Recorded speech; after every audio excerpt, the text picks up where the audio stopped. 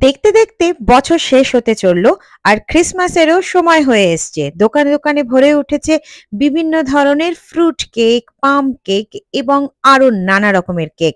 তাই জায়গায় বাংলাতেও আমরা আজ বানিয়ে ফেললাম একটা পুরো ঘরোয়া উপায়ে no egg, no sugar, no ময়দা দিয়ে পাম কেক বা ফ্রুট কেক, আপনি যে কোনো এটাকে বলতে পারেন। ইভেন এটাতে কিছু অরেঞ্জ জেস্টও ইউজ করা হয়েছে, তাই বলা যেতে পারে এটাকে অরেঞ্জ কেকও। চলুন দেখে নেওয়া যাক ফুল ডিটেলস। এত শর্টে দেওয়া সম্ভব নয়, তাই প্লিজ ডেসক্রিপশনটা চেক করে নিন, ওখানে লিংক দেওয়া আছে ফুল ভিডিওর জন্য। ভীষণই সহজ, বাচ্চাদের জন্য ঘরে বানিয়ে ফেলুন ক্রিসমাস ফ্রুট কেক এবং জানাতে ভুলবেন না যে কেমন লাগলো এই ফ্রুট কেক। চলুন বানিয়ে নেওয়া যাক মজাদার ফ্রুট কেক।